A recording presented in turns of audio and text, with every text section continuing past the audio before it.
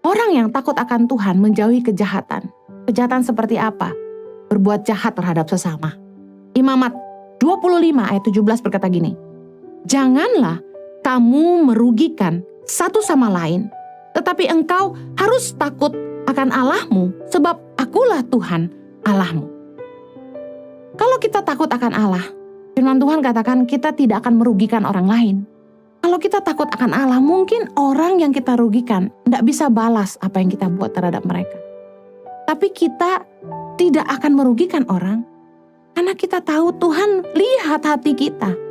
Tuhan tahu yang orang lain tidak tahu. Amsal 3 ayat 7 bilang, "Janganlah engkau menganggap dirimu sendiri bijak, takutlah akan Tuhan dan jauhilah kejahatan." Seberapapun orang jahat sama kita, seberapapun orang itu telah merugikan kita, kalau kita takut akan Tuhan, kita tidak akan berbuat jahat sama orang. Kita tidak akan berusaha mencelakakan orang lain.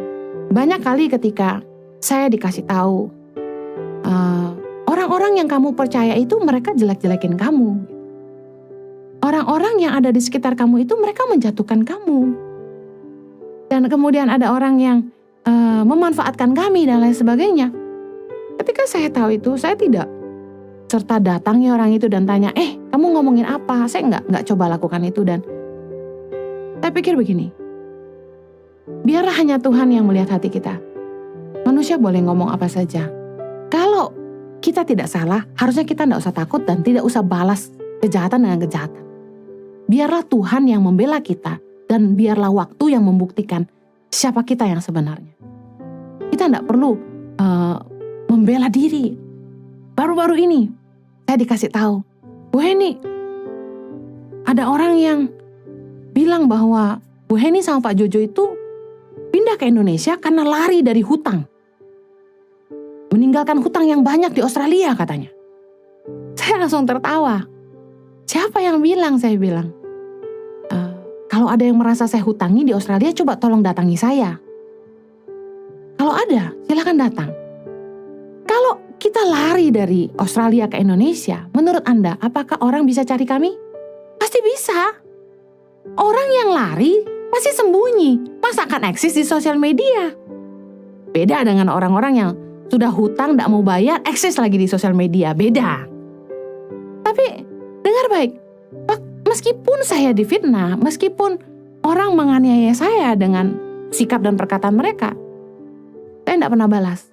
Karena waktu kita punya niat jahat saja dalam hati kita, itu sudah tidak berkenan sama Allah. Jangan sampai kita berdosa terhadap Tuhan ketika orang jahat sama kita, lalu kita balas jahat. Apa bedanya kita sama mereka? Roma 12 ayat 17 bilang, "Janganlah membalas kejahatan dengan kejahatan, lakukanlah apa yang baik bagi semua orang." Tahukah Anda bahwa kalau kita tuh punya niat jahat terhadap sesama, doa kita tuh tidak didengar Tuhan. Mazmur 66 ayat 18. "Seandainya ada niat jahat dalam hatiku, tentulah Tuhan tidak mau mendengar." Biarpun orang berbuat yang tidak adil terhadap kita, menjatuhkan kita, mencelakakan kita, dengar baik, Tuhan itu pembela yang setia. Jangan malah berbuat jahat, apalagi mereka-rekakan yang jahat ataupun punya niat jahat. Bahkan firman Tuhan mengajarkan, jangan bersuka cita ketika kita melihat musuh kita tuh jatuh. Itu kita harus berdoa buat mereka. Meskipun saya tahu ada orang-orang yang ngomongin kami di belakang, tapi saya terus encourage tim di Tangan Pengharapan ataupun tim di ICI, berkati mereka. Gak usah balas jahat dengan jahat. Lalu saya diserang di YouTube, saya bilang sama semua staff dan anak-anak yang kami mentor, jangan ikut komentar, jangan balas caci maki dengan caci maki. Tuhan itu ngelihat hati kita. Orang bisa lakukan apa saja terhadap kita, tapi orang-orang yang takut akan Tuhan kan baik-baik menjaga respon dalam hatinya.